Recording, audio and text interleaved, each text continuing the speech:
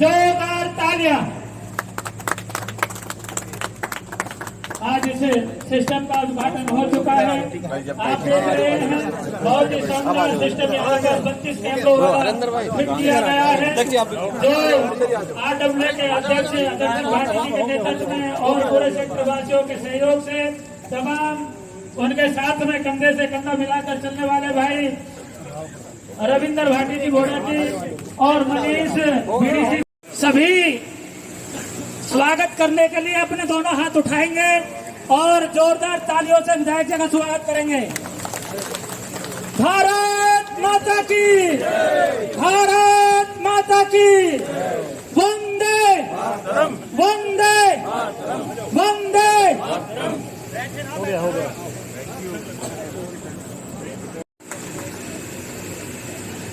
देखिए, मैं अपनी बात उस फूल से शुरू करूंगा के माध्यम से आप लोगों ने मेरा स्वागत किया।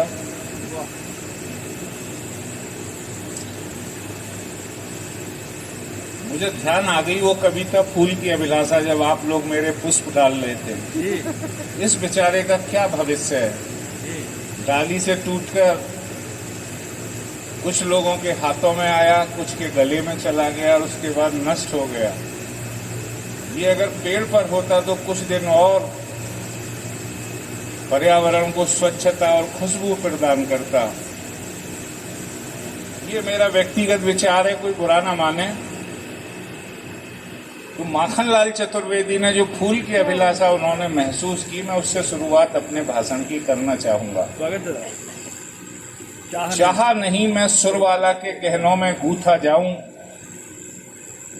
चाहा नहीं प्रेमी माला में बिंद प्यारी को ललचाऊं, चाहा नहीं सम्राटों के सब पर ए हरि डाला जाऊं, चाहा नहीं देवों के सिर पर चढ़ूं भाग्य पर इठलाऊं, मुझे तोड़ लेना बनमाली उस पथ पर तुम देना फेंक, मातृभूमि पर शीश चढ़ाने जित पथ जामे वीर अनेक। वाह वाह वाह। तो ये माखनलाल चतुर्वेदी ने फूल की अभिलाषा बयान की थी और हमें फूल की उस अभिलाषा का सम्मान करना चाहिए। मुझे उम्मीद है कि आप लोग भविष्य में इस बेचारे फूल की जो अभिलाषा है उसका जरूर सम्मान करेंगे, ऐसा मेरी आप सभी से प्रार्थना है। 8 अगस्त का आज दिन इसलिए भी ऐतिहासिक है कि जब ब्रिटिश हुकूमत के खिलाफ पूरे देश में एक चिंगारी लगी हुई थी और आजादी प्राप्त करने की लालसा हिंदुस्तान के हर व्यक्ति के दिलो दिमाग में थी। आज ही के दिन मुंबई अधिवेशन में भारत छोड़ो आंदोलन का प्रस्ताव पारित हुआ। ये बड़ा ऐतिहासिक दिन है, अगस्त का माह। और मैं नमन करता हूं उस वीरांगना को, क्योंकि मेरी बहनों को जब बुलाया गया स्वागत के लिए तो मैंने महसूस किया, देखिए किस तरीके से मेरी बहनों के साथ जबरदस्ती की जा रही है। मैं आपको समर्पित करता हूं आज का यह दिन और आपको याद दिलाना चाहता हूं उस वीरांगना का नाम। जब अंग्रेजों ने सारे लोगों को गिरफ्तार कर लिया, स्वतंत्रता संग्राम सेनानियों को, जो भी लोग उस मीटिंग में थे मुंबई अधिवेशन में, उसके बाद 9 अगस्त के दिन वह महिला जिसे हमें याद रखना चाहिए, अरुणा आसफ अली, उस अकेली महिला ने बंबई के खेल के एक मैदान में भारतीय ध्वज तिरंगा को फहराकर महिलाओं का जो सम्मान बढ़ाया और आजादी की उस अलख को जगाए रखा जिसे प्राप्त करने के लिए आज के अधिवेशन में तय किया गया था।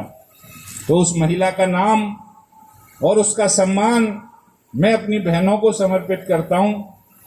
वो नाराज ना हो, कतई भी नाराज ना हो, हम सब आपके साथ हैं। और इस प्रदेश के मुख्यमंत्री ने जो मिशन शक्ति का अभियान चलाया हुआ है वह उस सशक्त भारत का सपना है जहां महिलाओं को बराबर का अधिकार हो और महिलाएं इस राष्ट्र की तरक्की के लिए अपनी पूरी ऊर्जा से काम करें। ऐसा माहौल इस प्रदेश की सरकार ने इस प्रदेश की महिलाओं को देने का प्रयास किया है।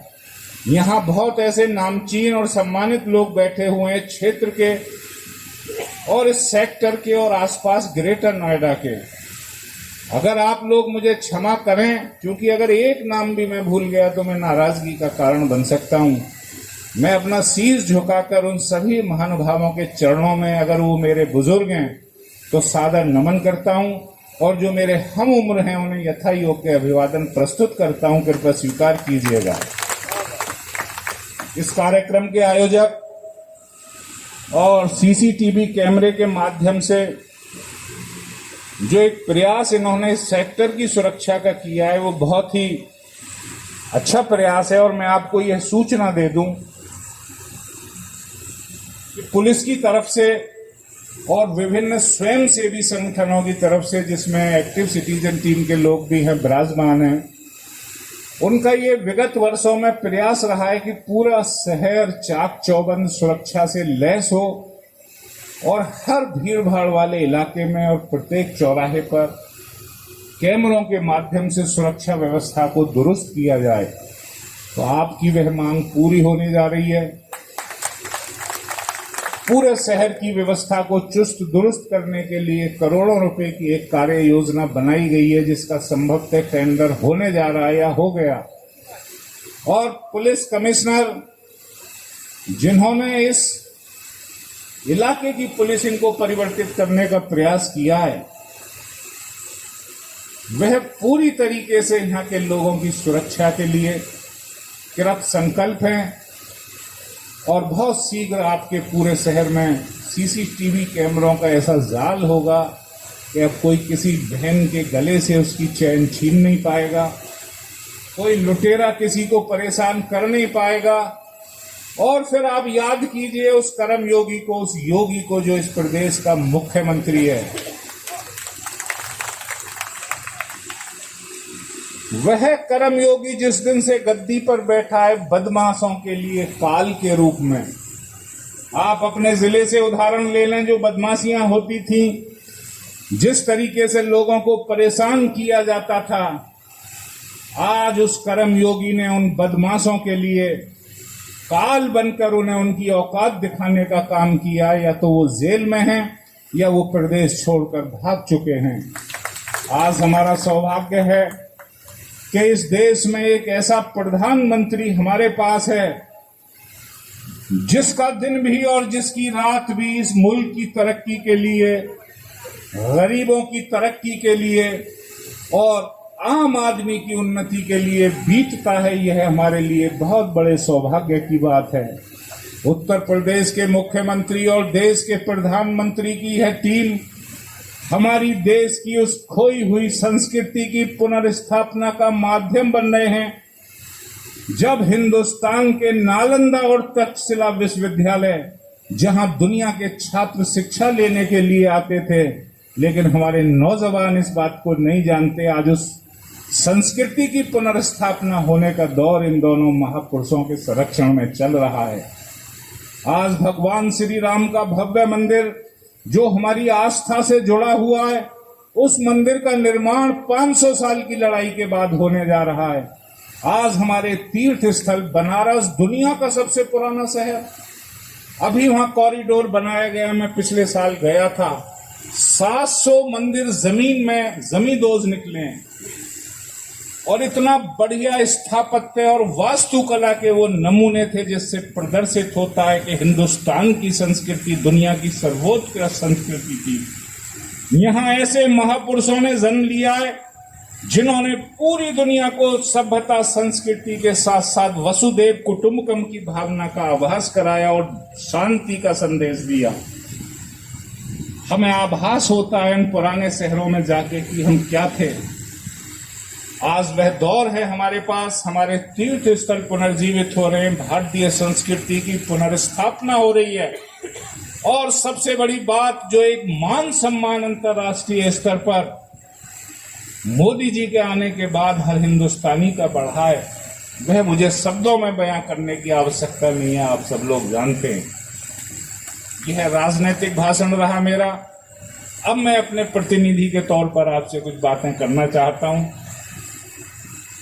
मुझे आप लोगों ने विधायक चुना, यद्यपि यह विधानसभा मेरे क्षेत्र में नहीं आती, और चरण सिंह जी बार बार मुझसे उद्घाटन का आग्रह कर रहे थे। देखिए, ये मेरे भाई दादरी विधानसभा का क्षेत्र है, इस सीसीटीवी कैमरे का उद्घाटन उनके हाथ से होगा, ये आप तय मान लीजिए। मैं आपका सहयोगी हूं और यह छोटा सा जिला है, हमारा जिला है। मैं आपके कार्यक्रम में बतौर आपके साथी और सेवक के तौर पर आया हूं, लेकिन उद्घाटन हमारे गुरुजी तेजपाल जी करेंगे। कोई सीमाएं नहीं, मैं उत्तर प्रदेश का विधायक हूं। मेरा हर एक प्रयास रहा है कि इस जिले का नाम पूरी दुनिया में जाना जाए, और मैं आपको यकीन दिलाना चाहता हूं कि जब से मैं विधायक बना हूं, मुझे सिर्फ और सिर्फ इस क्षेत्र की तरक्की के बारे में चिंता रहती है। रात को मुझे नींद भी नहीं आती, सुबह इसलिए उठना पड़ता है कि लोगों से मिलना पड़ता है। जेवर एयरपोर्ट जो एक सपना था पिछले 25 साल से देखा हुआ लोगों का, और वह सपना हमारा टूट सकता था चूंकि किसान सहमति नहीं दे रहे थे। मैं भी सोचता था कि जब मैं कांग्रेस में था तो मैंने किसानों के लिए भूमि अधिग्रहण कानून ब्रिटानिया हुकूमत का जो 125 साल पुराना था उसे बदले जाने की लड़ाई लड़ी। मैं भी चाहता था किसानों को 4 गुना मुआवजा मिले। मैं भी चाहता था कि वो सारे अधिकार जो किसानों की जमीन जाने के बाद उसे नहीं मिलते थे वो इस एयरपोर्ट के अधिग्रहण में मिलें। लेकिन मेरे अंदर एक ख्वाब ये भी था कि अगर ये एयरपोर्ट किसानों के जमीन ना देने की वजह से हरियाणा या राजस्थान चला गया तो ये पूरा ग्रेटर नोएडा और नोएडा क्षेत्र विकास की दौड़ में इतना पीछे चला जाएगा कि फिर इसे आगे लाने के लिए अथक परिश्रम करने पड़ेंगे। आज उस जेवर एयरपोर्ट का सपना शीघ्र पूरा होने जा रहा है, और यह एयरपोर्ट इस उत्तर प्रदेश की जीडीपी का एक बहुत बड़ा हिस्सा बनेगा, और यह जेवर एयरपोर्ट पूरे उत्तर भारत के मेरे उन नौजवान भाइयों के रोजगार का माध्यम बनेगा, और यह जेवर एयरपोर्ट उन शहर में और देहात क्षेत्र में रहने वाले उन असंख्य लोगों की उन्नति का माध्यम बनेगा। जब एयरपोर्ट आने के बाद अनेकों ऐसे उद्योग आते हैं जिन्हें अनस्किल्ड लोग भी अपने कमाई का जरिया बना सकते हैं। आज फिल्म सिटी की स्थापना, आप सोचिए, मुंबई में, महाराष्ट्र में फिल्म सिटी उद्योग की वजह से उनकी जीडीपी में एक बहुत बड़ा उछाल आता है। आज वहां जो लोग जाते हैं, वहां जो लोग बसते हैं, वहां जो व्यापारिक प्रगति हुई है, उसमें एक बहुत बड़ा योगदान फिल्म सिटी का है। एक समय मैंने ऐसा देखा कि जब महाराष्ट्र के लोग उत्तर भारतीय लोगों से नफरत करने लगे, यह हमारी संस्कृति का अंश नहीं है। हम उस देश के रहने वाले हैं जहां गौतम बुद्ध शांति का संदेश देते हैं, जहां लोगों को भाईचारा सिखाया जाता है। तो जब हम महसूस करते थे कि हमारे मुल्क में ही किसी अन्य प्रांत के लोग उत्तर भारतीयों को नफरत की नजर से देखें, तो कहीं ना कहीं हम सोचते थे कि यह लोग राष्ट्र की मजबूती के लिए, उसकी बहबूदी के लिए सोच नहीं रखते, वरन अपने निजी निहित स्वार्थों के लिए, राजनीतिक स्वार्थों के लिए इस वैमनस्यता का इस्तेमाल करना चाहते हैं। फिल्म सिटी की स्थापना आपके क्षेत्र में होगी। आप फायदा देखिए, छत्तीसगढ़, बिहार, झारखंड, मध्य प्रदेश, राजस्थान, दिल्ली, एनसीआर, हरियाणा, पंजाब, उत्तराखंड, कितने प्रांतों के वो नौजवान साथी और वो बहनें जिनमें जज्बा है अपनी कला को निखारने का, लेकिन जिन्हें माध्यम नहीं मिल पाता था। बहुत से लोग इसलिए नहीं जा पाते थे मुंबई कि उनके साथ बदतमीजी होगी, सौतेला व्यवहार होगा। आज फिल्म सिटी रबूपरा के पास बनने जा रही है और संभवतः नवंबर में उसका सारा कार्य पूर्ण हो जाएगा, और यह माध्यम बनेगी उस भारतीय सभ्यता और संस्कृति के प्रसार और प्रचार का, जहां आपने भगवान श्री राम का सिर्फ वो कृपालु रूप देखा है, जहां वो दया के भाव में नजर आते हैं, हम इस फिल्म इंडस्ट्री के माध्यम से भगवान श्री राम का वो रूप भी दुनिया के सामने लाएंगे, जहां उनका क्षत्रियोचित कर्म आपके सम्मुख होगा। जब उन्होंने प्रार्थना की समुद्र देवता से, रास्ता नहीं दिया, उस वक्त हमें झलकी मिलती है उनके उस क्षत्रिय रूप की, जहां राजा का दायित्व होता है कि वो बल का भी प्रयोग करे अपनी जनता की भलाई के लिए। हम प्रयास करेंगे कि यह फिल्म सिटी हमारे ऐसे महापुरुषों के चरित्रों के बारे में दिखाए, जिससे हमारे आने वाली नस्लें जान सकें कि हिंदुस्तान क्या था और आने वाले समय में क्या होगा। विधायक के तौर पर मैं आपका सेवक बनकर रहना चाहता हूं। मैंने बहुत किसानों के संघर्ष किए, संघर्ष में जीवन बीता, लेकिन आज मैं सरकार पक्ष का विधायक हूं। मैं सोचता था जब मैं संघर्ष करता था कि इस क्षेत्र के लिए मैं क्या कर सकता हूं। मुझे एक राजनीतिक मंच मिला, भारतीय जनता पार्टी जो दुनिया की सबसे बड़ी राजनीतिक पार्टी है, उसने मुझे विधायक बना दिया। आज मुझे खुशी है कि आजादी के बाद से मेरे क्षेत्र में लड़कियों के पढ़ने के लिए कोई डिग्री कॉलेज नहीं था। उसके अभिभावक इसलिए उसे शिक्षा नहीं दे पाते थे 10वीं 12वीं के बाद, कहीं उस लड़की के साथ बदतमीजी ना हो जाए दूर जाते हुए, या तो खुर्जा जाना पड़ता था या ग्रेटर नोएडा या नोएडा या बुलंदशहर। आज मुझे फक्र है, विधायक बनते ही सबसे पहले मैंने 3 डिग्री कॉलेज मंजूर कराए, 2 लगभग 80% बन चुके हैं और 1 की स्थापना शीघ्र होने जा रही है। अगर हम स्वास्थ्य की बात करें, आपके इस जिले में ट्रॉमा सेंटर नहीं है। मरीजों को एक्सीडेंट के बाद दिल्ली रेफर किया जाता है सफदरजंग। पिछले लखनऊ भ्रमण के दौरान आपके लिए इस जनपद में ट्रॉमा सेंटर मंजूर कराकर लाया हूं और उसके साथ मल्टी स्पेशलिटी अस्पताल भी बनेगा। मुझे क्यों लड़ाई लड़नी पड़ी निजी अस्पतालों के खिलाफ? ये कोई राजनीतिक द्वेष नहीं था, ये द्वेष था और ये मेरा दर्द था जो मैंने महसूस किया कोरोना के समय। मैंने अपनी आंखों से अपने लोगों को मरते देखा जिनके साथ मेरा बचपन बीता। मैंने महसूस किया मैं विधायक होकर ऑक्सीजन नहीं दिलवा पाया लोगों को, तो यह दर्द था, यह उद्गार था कि आखिर जो प्राइवेट अस्पताल हैं उनके नैतिक कर्तव्य क्या हैं। मैंने उन्हें बताया कि अगर जनता की आवाज उठाना गलती है, जिन लोगों ने मुझे चुना है, तो ये गलती मैं आगे भी करता रहूंगा, लेकिन जिस जनता ने मुझे चुना है उस जनता के हकों की लड़ाई अपनी सरकार से भी लड़ूंगा और उनकी बात को ऊपर तक पहुंचाकर ही दम लूंगा। यह ताकत मुझे मिली आपकी उस वोट के रूप में, जिससे मैं विधायक बना। अनेकों बहुत ऐसी योजनाएं जब मैं आपसे आगे मिलूंगा तो तफसील से बताऊंगा। अब मैं सिर्फ आपसे यही कहना चाहता हूं, आपका भाई, किसी का मैं चाचा लगता हूं, किसी का भाई लगता हूं, आप मुझे विधायक के तौर पर इस्तेमाल कीजिए। अगर मैं आपके किसी काम आ सकूं तो सही मायने में मेरे विधायक बनना उचित होगा और मेरा यही प्रयास होगा कि आप लोगों की तरक्की के लिए, आपके सम्मान को बढ़ाने के लिए और इस गौतम बुद्ध नगर क्षेत्र को एक ऐसा क्षेत्र बनाने के लिए जहां लोग आपके क्षेत्र के साथ हिंदुस्तान को जाने, इस जज्बे के साथ काम करने वाला मैं आपका भाई हूं। मैंने वो दंश झेला है जब लोग पूछते थे ये जेवर कहाँ है, तो कुछ लोग बताते थे ये वो जेवर है टप्पल के पास वाला। आज 4 साल में आप परिवर्तन देखिए, जेवर के नाम से ये जिला और पूरा उत्तर प्रदेश जाना जाएगा आने वाले समय में।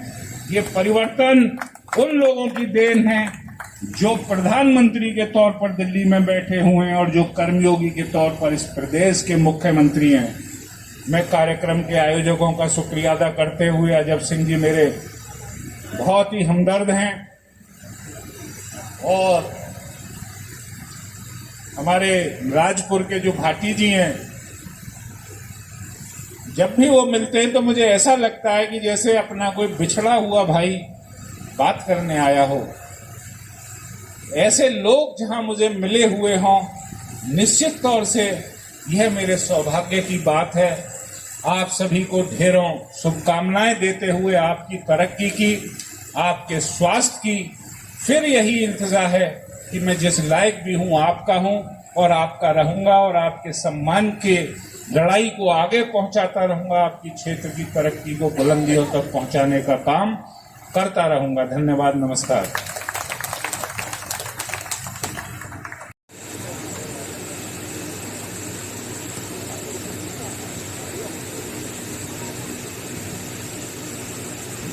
रेजिडेंस वेलफेयर एसोसिएशन डेल्टा 2 के आदरणीय अध्यक्ष श्री अजय सिंह भाटी जी, उपाध्यक्ष रविंद्र भाटी जी, कानून सलाहकार नवीन चौधरी जी, संगठन सचिव जगदीश उर्फ जीतू जी, प्रचार सचिव योगेश चंदेला जी, श्री मनीष भाटी बीडीसी जो उपाध्यक्ष नवीन चौधरी जी, नीरा डागुर जी कोषाध्यक्ष, मंच पर बैठे हुए आदरणीय अजीत प्रधान जी, आदरणीय देवेंद्र टाइगर एडवोकेट साहब, मेरे सम्मुख बैठे सभी सम्मानित साथियों और बहनों, सबसे पहले तो मैं क्षमा मांगता हूं कि मैं बहुत देरी से आया, बहुत सारे लोग यहां से चले गए। कारण ये हुआ कि 10 बजे मैं एक्सप्रेसवे की तरफ एक वृक्षारोपण कार्यक्रम में था, तो मैंने माननीय धीरेन्द्र विधायक जी से बात की, कितनी देर में पहुंच रहे हो? तो उन्होंने कहा 15 मिनट में पहुंच रहा हूं। तो मैंने सोची कि इसी प्रोग्राम में होते हुए फिर आगे के प्रोग्राम कर लेंगे। जब मैंने चरण भाटी जी से, अध्यक्ष जी से, उपाध्यक्ष जी से बात की तो इन्होंने कहा अभी यहाँ कुछ नहीं है, इस टाइम आना है। तो मेरा प्रोग्राम वैदपुरा में था, पहले से लगे हुए थे, अच्छेजा में था, एक पुस्तकालय का उद्घाटन था। मैंने सोचा कि वहाँ का एक प्रोग्राम करके यहाँ और फिर वहाँ जाऊँ, प्रोग्राम समाप्त हो जाएंगे, इसलिए देरी हो गई, उसकी मैं क्षमा चाहता हूँ आपसे। आपने बहुत देर इंतजार किया, बहुत सारे लोग उठकर चले गए, इसलिए क्षमा चाहता हूँ। मैं तो यहीं कर निकला था 11 बजे। साथियों, आज मुझे खुशी है कि आपने सीसीटीवी कैमरे लगवाए हैं और सीसीटीवी कैमरे लगा करके जो यहाँ के निवासी हैं उनकी सुरक्षा के लिए आपने पूरा ख्याल रखा है। तो मुझे याद आता है, मैं अपने गांव में रहा करता था, जब मैं दादरी टीचर्स कॉलोनी में आया तो ये तो सेक्टर है और अथॉरिटी की है, वो प्राइवेट कॉलोनी थी, वहां भी RWA बनाई गई और वहां भी आपस में कलेक्शन करके यहाँ के नागरिकों को, उस टीचर्स कॉलोनी में रहने वाले लोगों को कैसे सुविधा मिले, इसकी चिंता के लिए कुछ लोग छोड़े गए जिन्हें जिम्मेदारी दी गई। किसी भी सेक्टर में, किसी भी सोसाइटी में जब अमानव रहता है, माता बहन रहती हैं, प्रबुद्ध लोग रहते हैं, तो उनकी नैतिक जिम्मेदारी है कि हम यहाँ रह रहे हैं, हम और हमारे बच्चे को अधिक सुविधा, अधिक सुरक्षा कैसे मिल सकती है, उसके लिए काम करना चाहिए। सब व्यक्ति काम नहीं करते, कुछ व्यक्ति ऐसे होते हैं जो काम करते हैं। मुझे खुशी है और मैं आभार व्यक्त करता हूं ऐसे लोगों का जिनका बहुत बड़ा योगदान आप सबके सहयोग से सीसीटीवी कैमरे में लगाने में रहा है और आप लोगों को सुविधा दिलाई है। मैं उनका हृदय से आभार व्यक्त करता हूं पूरी टीम का। साथियों, ये सीसीटीवी कैमरे सुरक्षा के लिहाज से लगाए हैं। जब से आपने 2017 में माननीय योगी जी के नेतृत्व की सरकार बनाई, उन्होंने भी देश में, उस प्रदेश में लॉ एंड ऑर्डर का सही तरह से पालन किया और लॉ एंड ऑर्डर है। मुझे वो समय याद है जब हम छोटे से थे, यहाँ ग्रेटर नोएडा तो बन गया था, लेकिन ग्रेटर नोएडा से पहले भी नोएडा बन गया था 1976 में। और जब दादरी से स्कूटर से मोटरसाइकिल से जाया करते थे नोएडा, तो हमको ये गारंटी नहीं रहती थी कि हम वापस लौट कर अपने घर आएंगे या नहीं आएंगे। 91 में ग्रेटर नोएडा बना, औद्योगिक नगरी के रूप में जाना जाता है। उद्योग आए, लेकिन बहुत सारे उद्योग कानून व्यवस्था ठीक न होने के कारण गुड़गांव और बाहर चले गए। ग्रेटर नोएडा की तरक्की रुकी। ग्रेटर नोएडा जिस उद्देश्य से बनाया था वो उद्देश्य की पूर्ति नहीं हो पाई। लेकिन आज आप सौभाग्यशाली, और मैं भी सौभाग्यशाली हूं कि इस सरकार में, माननीय योगी जी के नेतृत्व की सरकार में और माननीय मोदी जी के नेतृत्व की सरकार में, इसमें कानून व्यवस्था बेटर है। छोटा जनपद होने के कारण भी आइएगा मंजीत जी, यहाँ पर कमिश्नरेट प्रणाली लागू की गई। इससे ये साबित होता है कि हमारे प्रदेश के यशस्वी मुख्यमंत्री माननीय योगी जी को इस जिले की कितनी चिंता है। इस जिले में एयरपोर्ट बनाया गया, इस जिले में फिल्म सिटी आ रही है, इस जिले में बहुत सारे विदेशी उद्योग आ गए। अब ये जनपद तरक्की के मार्ग पर चल दिया है। आप सबका सहयोग होगा तो और कानून व्यवस्था ठीक होगी। सरकार कानून व्यवस्था को ठीक करने में लगी हुई है, लेकिन हमारी आपकी भी जिम्मेदारी है, सबकी जो यहाँ रहते हैं उनकी जिम्मेदारी है कि कानून व्यवस्था ठीक हो। इसीलिए आपने अंदर की सुरक्षा के लिए CCTV कैमरे लगाए। अन्य काम करें इस तरह के, ऐसे कामों में मेरे सहयोग की जहां भी जरूरत हो, मैं भी आपको पूर्ण सहयोग दूंगा। कभी किसी सहयोग में पीछे नहीं हटूंगा। मैं और बहुत सारी बातें हैं यहाँ की, अंदर की बात भी है, बाहर की बात भी है, उनका वर्णन नहीं करना चाहता। मैं केवल इतना बताना चाहता हूं कि मैंने कहा, मुझसे पूछा आओगे, मैंने कहा मैं अध्यापक से विधायक जरूर बना हूं, लेकिन जो एक बिर कह देता हूं उससे कस से मस नहीं होता। आपने बुलाया बहुत सम्मान के साथ, आपके प्रोग्राम में आऊंगा, ना आने का तो प्रश्न ही पैदा नहीं होता।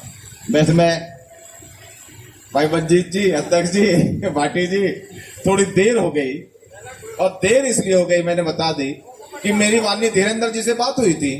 हम चाह रहे थे दोनों एक साथ आए, उन्होंने कहा 15 मिनट में पहुंचा। मैं उस समय एक्सप्रेस वे पर था, एक वृक्षारोपण का उद्घाटन था। जब मैंने यहाँ फोन किया कि मैं 15 मिनट में आ रहा हूं मैं, और माननीय विधायक जी भी आ रहे हैं, ना जी ना ना ना अभी मत आओ, अभी कुछ नहीं है यहाँ, अभी तो हम बाहर हैं। इसलिए मैंने सोचा, मेरा छेजा में और वैदपुरा में प्रोग्राम था, तो मैंने सोचा दोनों एक जगह है, पहले उनने कर ही आऊं। और वहां पर पब्लिक ऐसी है, भैया देखो ये विधायक तो बहुत कमजोर होता है, पब्लिक ऐसी है, चरणजीत नागर है DGC, तेरी कोशिश करी, भी नहीं जाओगे, भी नहीं जाओगे। फिर मैंने बुलाए चरणजीत भैया, देखिए माननीय विधायक बैठे हैं, अच्छा नहीं लगता कोई विधायक आ जाए, मैं लेट से पहुंचूं, शोभा नहीं देता, मुझे भी शर्म लगती है। तो भाई पब्लिक के सामने एक्चुअल में चलते तो है नहीं, ये पब्लिक जुब हो जाती है। इसलिए मंजीत भाई मैं देरी से आया, उसकी मैं पुनः क्षमा मांगते हुए, बात देते हुए, आपको ऐसे कार्य, अच्छे कार्यों पर आप अग्रसर रहें, करते रहें। भाई मंजीत भी, भाटी जी भी, हमारे बहुत सारे पूरे ग्रेटर नोएडा के अंदर बहुत रचनात्मक कार्य करते रहते हैं। ये तमाम शहर में लगेंगे, ये ग्रेटर नोएडा वेस्ट में लगे, शहर में भी लगेंगे कैमरे, शहर में भी लगेंगे। भाई मंजीत भाई जैसे आप जैसे लोग हो जाएंगे तो शहर का हालत सुधर जाएगी। और देखो मैं एक बात और कह दूं, मैं तो खत्म कर रहा था, अभी भाई मंजीत भाई ने फिर बुलवा दिया कि जब ये ग्रेटर नोएडा 2017 में आपने सेवक बनाया, तो 2017 में अथॉरिटी की स्थिति ऐसी थी, काम करने की स्थिति में अथॉरिटी ज्यादा नहीं थी। क्यों नहीं थी मैं वर्णन नहीं करना चाहता, आप सब जानते हैं। जब मैंने माननीय धीरेन्द्र जी ने विधानसभा के अंदर माननीय मुख्यमंत्री जी से, माननीय उद्योग विकास मंत्री जी यहाँ के विकास की बात की, तो विकास कुछ चला, आप लोगों की जागरूकता के कारण मैं देखता रहता हूँ, व्हाट्सएप फेसबुक पर देखता रहता हूँ, आपकी जागरूकता के कारण विकास की गति पर जो मूलभूत सुविधा ग्रेटर नोएडा को मिलनी चाहिए थी, आपको मिलने चाहिए थी, जिनके बीच में दिक्कत हो गई थी, अब फिर उस मूलभूत सुविधाओं की तरफ अग्रसर हो गया है और आगे अग्रसर। और इसके अंदर वो लोग जिन लोगों ने जमीन दे करके इतनी ऊंची ऊंची इमारतें, इतने अच्छे सेक्टर, इतनी अच्छी सोसाइटी, इतने अच्छे बहुत सारे उद्योग, देशी और विदेशी उद्योग यहाँ पर लगा दिए हैं, उन जब तक जिनकी जमीन में ये बने हैं, जब तक उस जमीन वाले खुश नहीं रहेंगे, खुशहाल नहीं रहेंगे, जब तक नोएडा में असली खुशहाली नहीं आएगी। मैंने अपने माननीय मुख्यमंत्री जी से कहा, महाराज जी, अगर इन किसानों के बच्चों को, जिनके खेती होती थी, खेती करते थे, वो खेती 3 अथॉरिटी होने के कारण नोएडा, ग्रेटर नोएडा, यमुना, उनकी खेती चली गई, वो खेतीहीन हो गए, उनके बच्चे जब नौकरी नहीं लगती थी तो खेती में काम करके उनको रोजगार मिल जाया करता था, लेकिन अब उनको ये विदेशी कंपनियां ले नहीं रही हैं, लोकल नहीं लेती, और लोकल नहीं लेंगी तो लोकल बच्चे खाली हो जाएंगे। जो दूसरे जिलों के रहने वाले लोग अपने आप को लोकल समझे, वो खाली रहेंगे, और जब खाली रहेंगे और कोई कमाई नहीं होगी, या तो भिखारी बनेंगे या बदमाश बनेंगे। कानून व्यवस्था को सही तरह से पालन करने के लिए ये आवश्यक है इन कंपनियों में 40% का कोटा हो। मैं इस खुशखबरी के साथ कि ग्रेटर नोएडा के अंदर जितनी भी कंपनी आएंगी उसमें लोकल बच्चों का 40% का कोटा होगा, और आवश्यक रूप से होगा, प्राथमिकता नहीं होगी, उसमें आवश्यक रूप से होगा, और टोटल स्ट्रेंथ का 40% होगा। इनके अलॉटमेंट में लिख दिया, 8 कंपनी अभी यहाँ अलर्ट हुई है। जो टेक जोन 10 महाचे के पास है, टेक जोन 11 भी उधर ही है, टेक जोन 13 जो सुनपुरा खेड़ी के पास बन रहा है, उसमें मैं अध्यापक रहा हूं ना, जब 8वां घंटा चलता है ना, लास्ट का घंटा इंटर कॉलेज में, 7वें 8वें घंटे बच्चे भागने शुरू हो जाते हैं। तो आप बहुत देर से बैठे, मैं कह रहा भैया, मैंने बैसला जी जो मीटिंग का संचालन कर रहे हैं, मैं इसलिए नहीं कह रहा था मुझे बुलाओ, मुझे जल्दी नहीं, शाम तक बैठाए रखो। अब मैं इसलिए कह रहा था कि लोग तंग हो गए बैठे बैठे, इसलिए मैं बोलने के लिए कह रहा था, 2 शब्द बुलवा दो।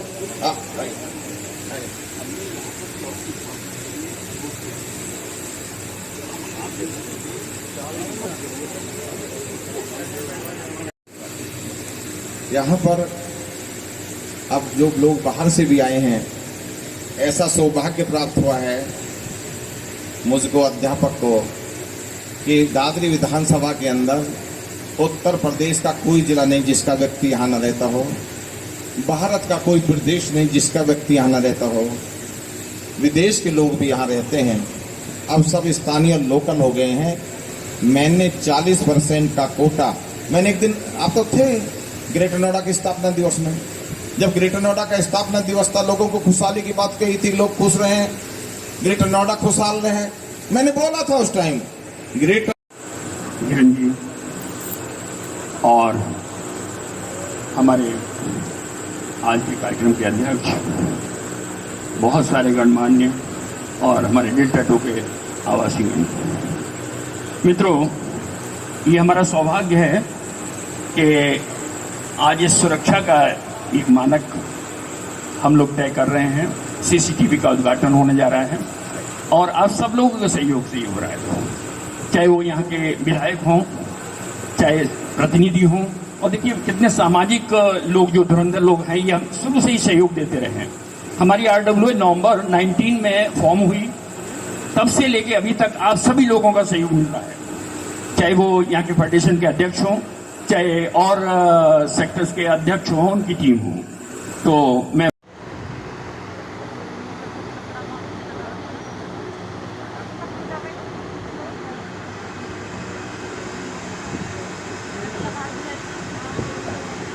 हेलो, सभी को मैं सादर प्रणाम करती हूँ। और क्योंकि मैं तो एक कवरेज करने के उद्देश्य से आई थी। मेरा एक छोटा सा वेब पोर्टल है, भारत वंदन न्यूज़ के नाम से, और हमारे कवि मित्र यहाँ पे करना चाहूँगा कि आप लोगों के सहयोग के बिना हमारी RWA कुछ भी नहीं कर सकती है। निश्चित रूप से मैं एक मुक्तक से अपनी बात समाप्त करूँगा कि बढ़ गए जो भाव पौने नहीं होंगे, बढ़ गए जो भाव पौने नहीं होंगे, बन गए चमचे भगोने नहीं होंगे। बढ़ गए जो भाव पौने नहीं होंगे, बन गए चमचे भगोने नहीं होंगे। बढ़ती कर रही देश की आबादी यूं ही तो ब्याह तो होंगे मगर गौने नहीं होंगे। मित्रों, ये खुशी का माहौल है। हमारे बीच हमारे क्षेत्रीय प्रतिनिधि जी पधारे हुए हैं और आप लोग हैं। बहुत बहुत धन्यवाद आपका, शुक्रिया। बहुत बहुत धन्यवाद शर्मा जी। इसी कड़ी में, क्योंकि ठंडी ठंडी फुहारे हमारे पास आ सकती है, अभी हमारे बीच में पहुंचे हैं आदरणीय आदेश शर्मा जी, विक्रम भाटी जी और समस्त उनकी टीम का हार्दिक स्वागत, हार्दिक अभिनंदन। मैं ज्यादा समय न लेते हुए अब निवेदन करूंगा, आमंत्रित करूंगा आदरणीय सतपाल नागर जी, वो भी आए और अपने विचार रखें। सतपाल नागर जी, जोरदार तालियों से जोरदार स्वागत। आज बहुत ही गौरव और खुशी का विषय है कि आज हमारे सेक्टर डेल्टा 2 में जो RWA के द्वारा और आप सब लोगों के द्वारा सहयोग से जो CCTV कैमरा लैस हुआ है, इसके समारोह में अध्यक्ष महोदय वे इस समारोह के मुख्य अतिथि हम सबके प्रिय चहेते और जो बहुत ऊर्जा के साथ पूरे जिले का विकास में लगे हुए हैं, बड़े भाई धीरेन्द्र ठाकुर जी, विधायक जी, निश्चित तौर पर कहीं भी विकास की बात हो, पूरे जिले में अपनी छत्र छाया और अपनी मेहनत से अनुकृत करते हैं। हम ऐसे विकास पूर्ण अभिनंदन करता हूं, स्वागत करता हूं, धन्यवाद करता हूं। हमारे जेवर विधानसभा के विधायक, इनसे जब हम कभी मिलते हैं तो हमको ऐसी फीलिंग होती है कि हम एक सांसद से या किसी मंत्री से मिले। उनकी कार्य करने की शैली, उनकी सिफारिश करने की शैली, उनकी जन जन की आवाज को तरीके से जो तरीका है सुनने का, बहुत अच्छा है। और एक विधानसभा करते रहेंगे आदरणीय सरदार मंजीत सिंह जी का, रावल जी का,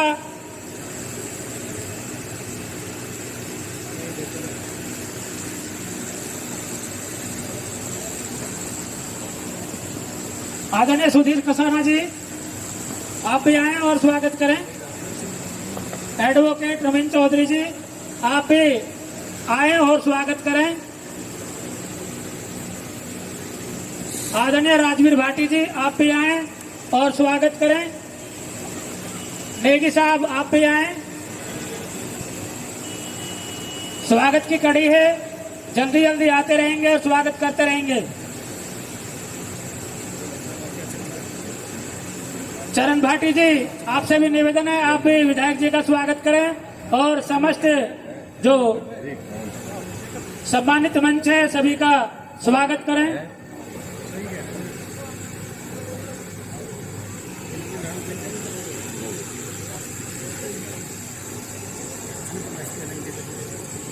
डॉक्टर चरण भाटी जी, आपसे भी निवेदन है, आदेश शर्मा जी, आपसे भी निवेदन है, विधायक जी का पुष्प देकर स्वागत करें।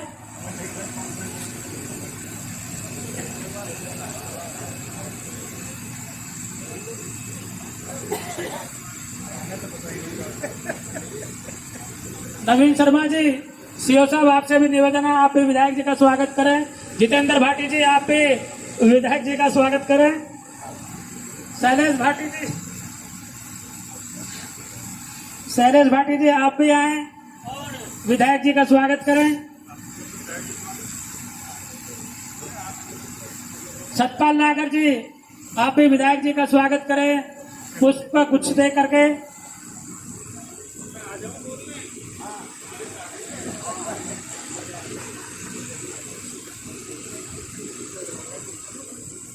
मैं निवेदन करूंगा प्रमोद मिश्रा जी, आप भी आए और विधायक जी का स्वागत करें। और हमारे बीच में मातृशक्ति अच्छी संख्या में बैठी हुई हैं, तो उन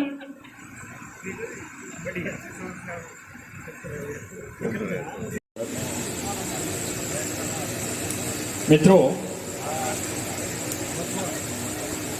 सिर्फ ईंट गारों पत्थरों से ये शहर नहीं बनता।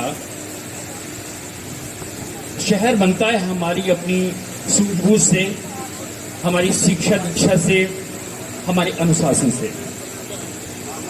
मुझे लगता है कि हमारे दादरी के विधायक आदरणीय गुरुजी तेजपाल जी नागर पधार चुके हैं। उनका अभिनंदन, जोरदार तालियों के साथ स्वागत करें भाई तेजपाल नागर जी का। ऐसा क्षेत्रीय प्रतिनिधि जो कि हमें प्राप्त हुआ है और हम इनके इंतजार में प्रतीक्षा में बैठे थे, तो भाई तेजपाल नागर साहब का स्वागत है, अभिनंदन है। हमारी RWA डेल्टा 2 की तरफ से आते आते थोड़ा सा देर कर दी, लेकिन नहीं, अपने घर आने में कोई देर सवेर नहीं। सवेर का बूढ़ा शाम को घर आ गए, बल्कि दोपहरी में ही घर आ गए। तो तेजपाल नागर साहब का जोरदार तालियों से स्वागत करें एक बार गुरु जी का। बहुत बहुत धन्यवाद। भाई देखिए, हम भारतवासी हैं और भारतवासी कैसे स्वागत करते हैं, कम से कम अपने हाथों से और वाणी से बहुत जोरदार स्वागत करते हैं हम लोग। तो आवाज तालियों की आनी चाहिए। अब मैं निवेदन करूंगा भाई देवेंद्र जी,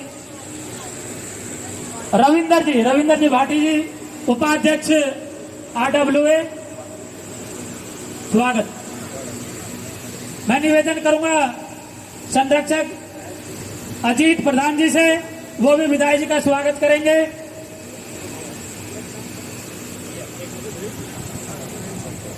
अब मैं निवेदन करूंगा अजीत VD जी, मनीष BDC जी, आप भी आए और विधायक जी का स्वागत करें। मैं निवेदन करूंगा यशराज भाटी जी, आप भी आए और विधायक जी का स्वागत करें।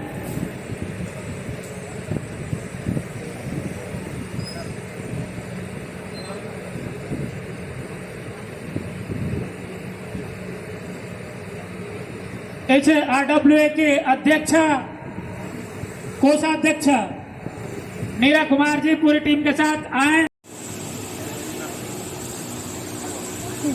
आदेश शर्मा जी और विक्रम भाटी जी, आप भी आए और विधायक जी का स्वागत करें।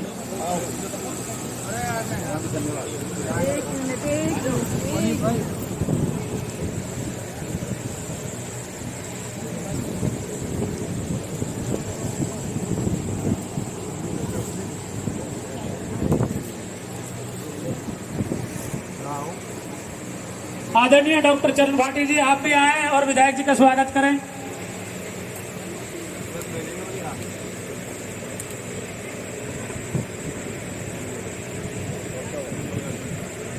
उन्होंने मुझे इस गौरवशाली क्षण का जो है ये मुझे समय दिया और अनुभूति दी। मुझे बहुत बहुत आभार आप सभी का। कि मेरी परिचय की कुछ पंक्तियां हैं कि अंजलि नाम का अर्थ मैं मित्रों आज तो मैं समझाती हूँ। अंजलि नाम का अर्थ मैं मित्रों आज तो मैं समझाती हूँ। और कामना हृदय में बसने की दोहे गीत सुनाती है तुमको। और कोरोना ने धर लिया महारूप विकराल। और आओ मिलकर हम बने इस दानव का काल। बुरी है ये बीमारी, बंद है दुनिया सारी। वंदना सुनो मुरारी, खत्म करो ये महामारी। बहुत बहुत आभार सभी को। जय श्री राधे कृष्णा। धन्यवाद सभी का। धन्यवाद। बहुत सुंदर। बहुत कौन अपना है कौन पराया है। तब लिखा कि बड़े बड़ों का तोड़ दिया कुदरत ने अभिमान। और अहम तोड़ कर ईश्वर ने कीना एक समान। माटी का पुतला नर है, ना इसको पाप से डर है, ना इसके दया जिगर है। रोया अब शहर शहर है और गली मोहल्ले चौबारों पर होती। और सभी को प्रणाम करते हुए सभी RWA की टीम को मैं बहुत बहुत हार्दिक शुभकामनाएं देती हूँ कि आप सभी ने इतना सुंदर और सराहनीय कार्य सेक्टर वासियों के लिए किया है। क्योंकि ये ईमानदारी से काम करना हर किसी के बस की बात नहीं होती है। ये बहुत बड़ी बात है कि आपने इस सेक्टर की सुरक्षा के लिए CCTV कैमरों का जो है इंतजाम कराया। बहुत बहुत हार्दिक स्वागत भी करती हूँ इस आपके सराहनीय। हाथ जोड़ के अंजुरी वंदन सबको शीश नवाती हूँ। हाथ जोड़ के अंजुरी वंदन सबको शीश नवाती हूँ। और एक मुक्तक और सुनिएगा कि जब इंसान हौसला हारने लगता है तो सिर्फ ईश्वर के चरणों में अपना शीश नवाता है और किसी से उम्मीद भी नहीं करनी चाहिए सिर्फ भगवान के अलावा। तो कहीं ये मुक्तक लिखा है कि टूटने जब लगे खबर बस लगा ले लगन, कृष्ण में हो मगन बस लगा ले लगन, कृष्ण में हो मगन। हाथ थामे प्रभु आशा होगी डगर, हाथ थामे प्रभु आशा होगी डगर।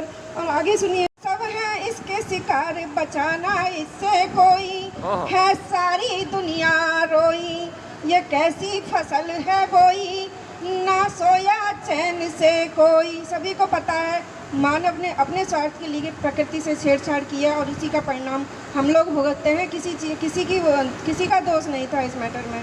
तब लिखा था कि ये कैसी फसल है बोई ना सोया चैन।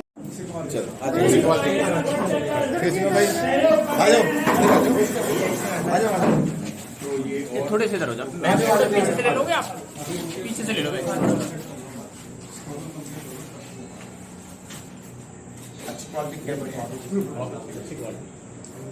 कितने 32 कितने के आए, कितने के लगे?